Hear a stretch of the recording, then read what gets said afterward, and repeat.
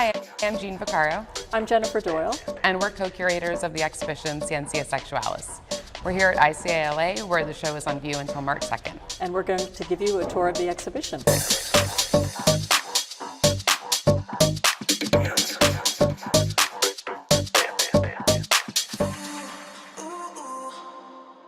So we're standing in front of Andrea Carlson's Sunshine on a Cannibal. This work operates as an allegory for the entire show in many ways. At the center of it is a warning.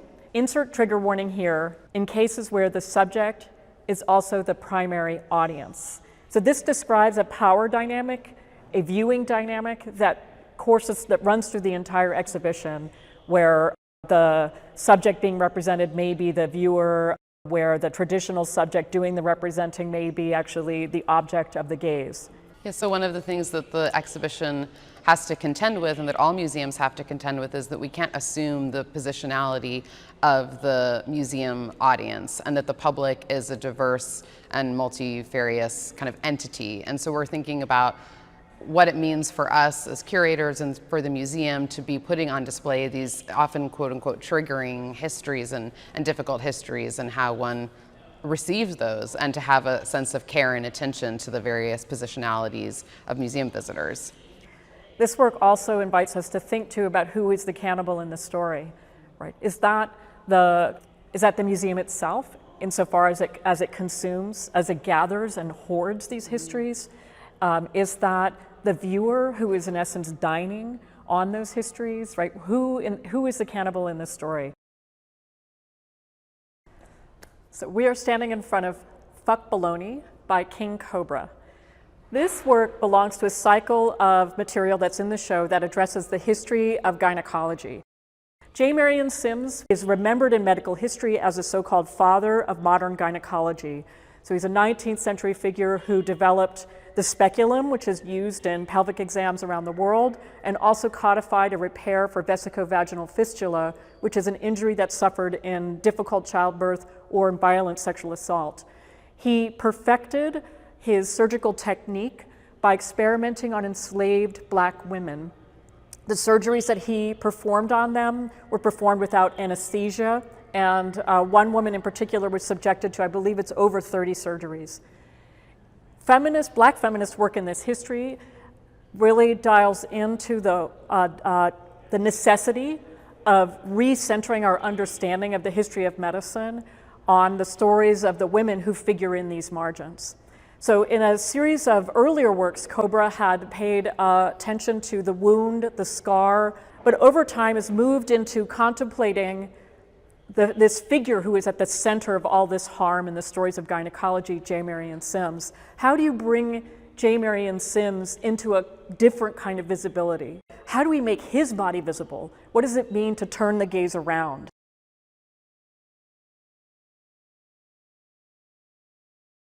I'm in front of Nikki Green's Three Fruitful Vines as a Fountain.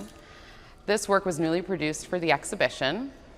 And Nikki Green, who is a trans ceramicist, thinks about clay as a trans material. And in this work, she's referencing the mikveh, which is a Jewish ritual bath that involves a cleansing after menstruation.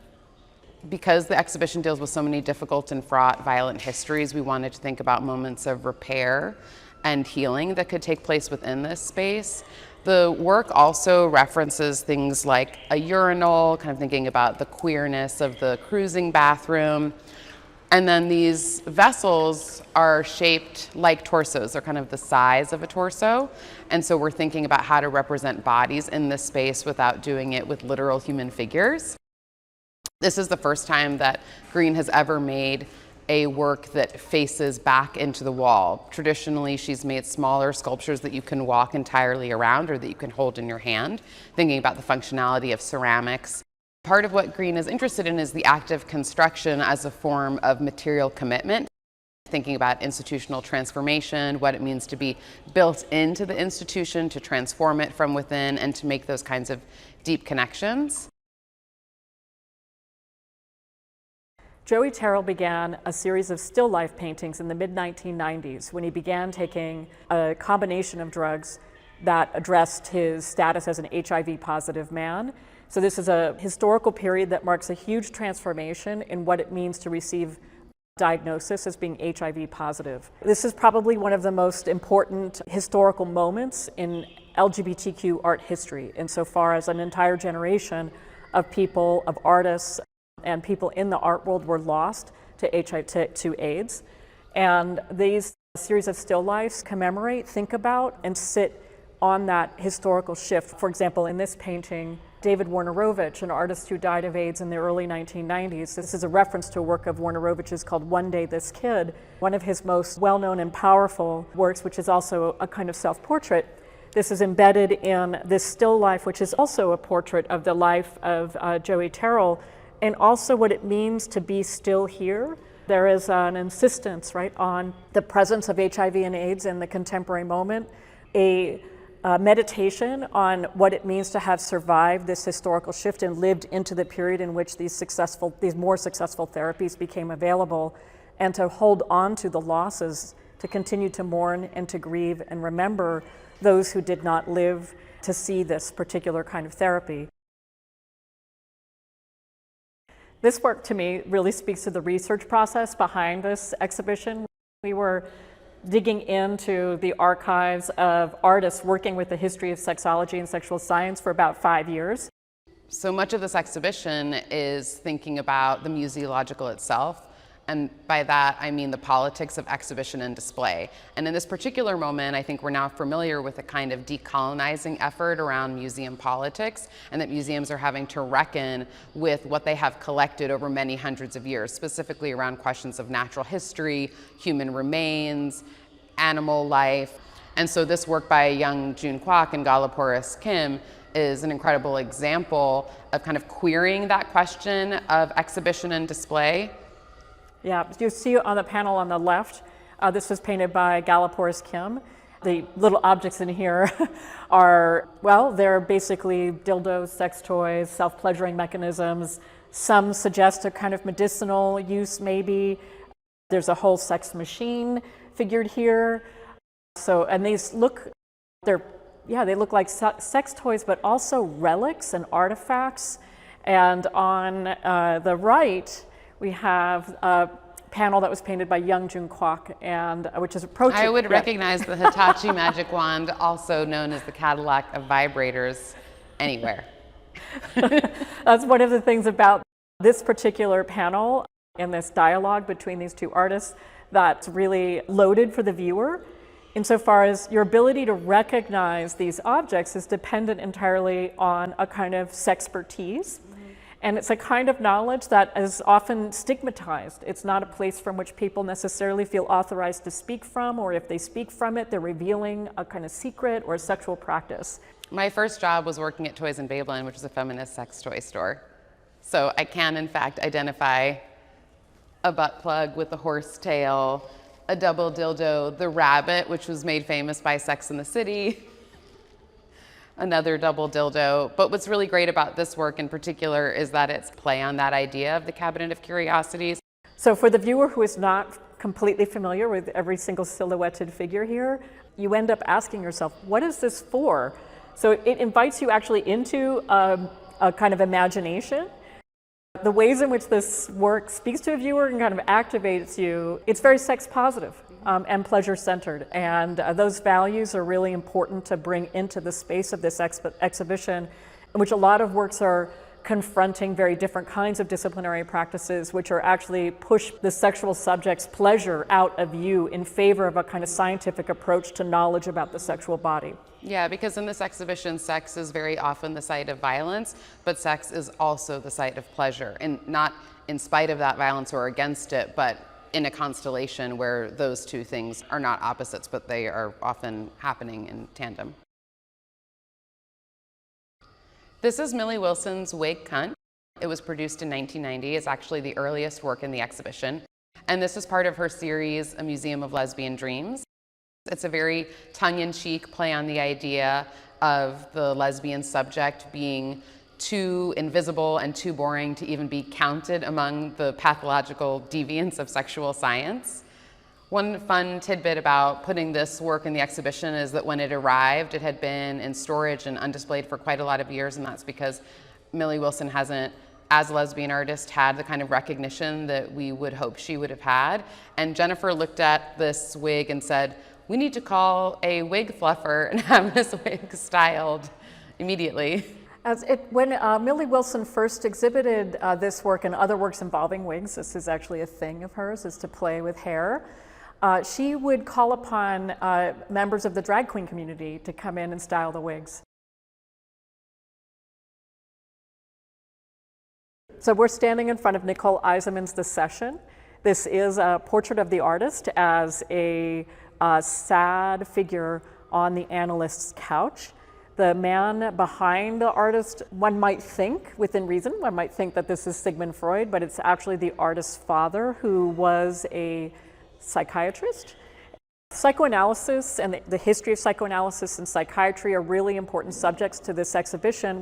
For example, you can see here the Diagnostic and Statistical Manual in Nicole's painting, which is widely considered the kind of Bible of psychology and is a litany of pathologized mental disorders. In 1973, the DSM famously removed homosexuality as a mental illness, and that was as the result of queer organizing and activism. But in 1980, they introduced a new category of transsexualism. Over the years, as new editions of the Diagnostic and Statistical Manual have been released, transsexualism evolved to gender identity disorder and then to gender dysmorphia.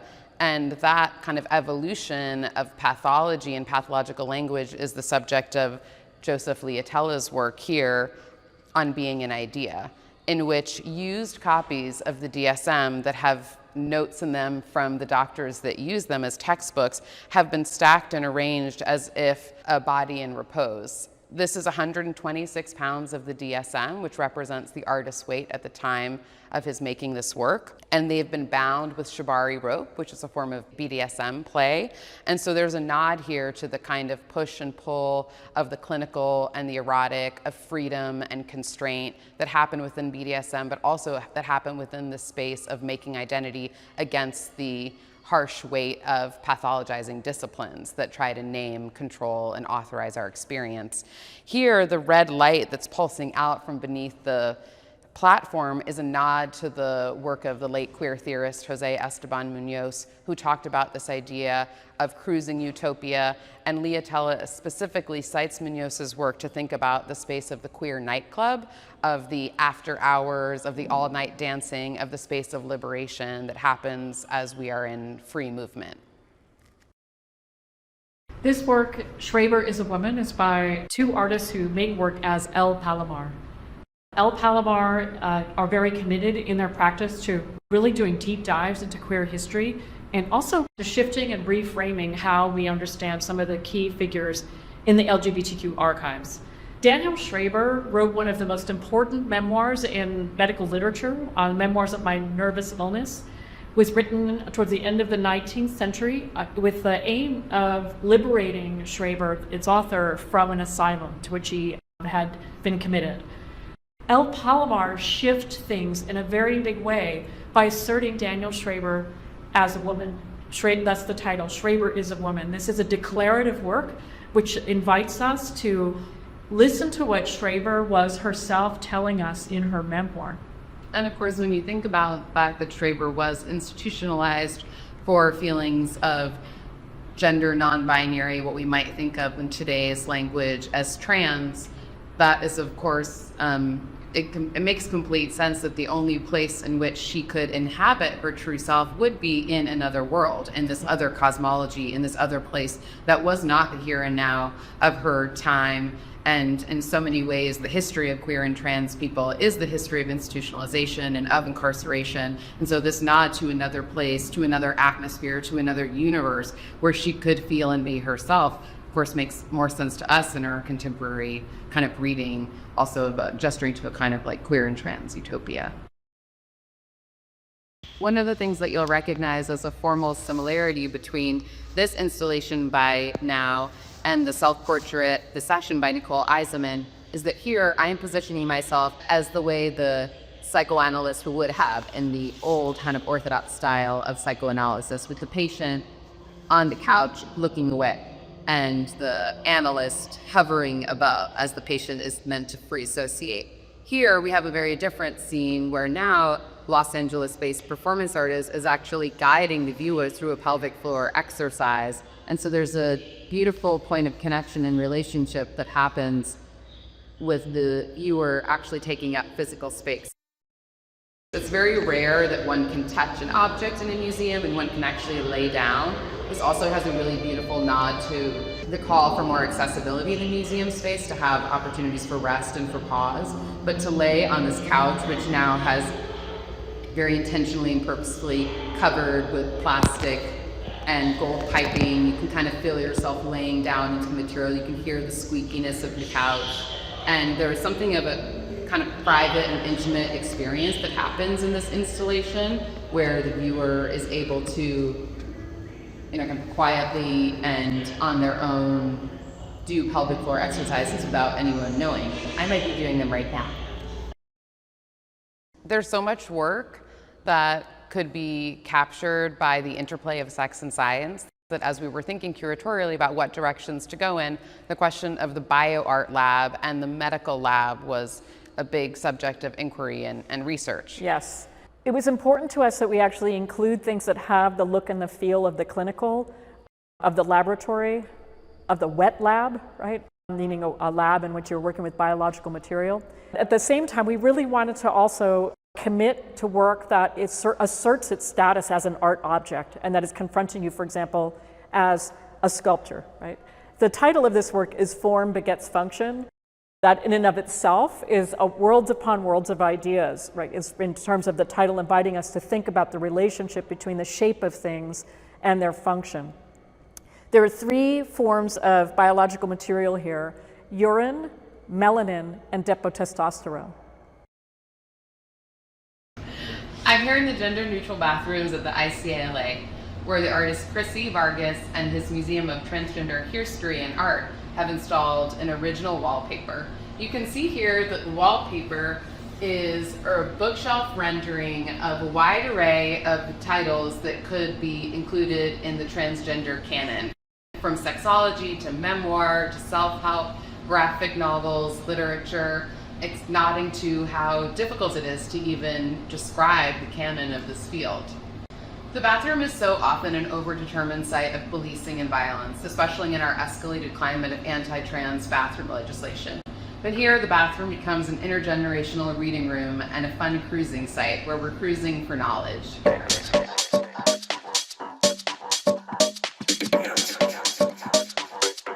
To us, Scientia Sexualis sounds like a diagnosis or the naming of a new species.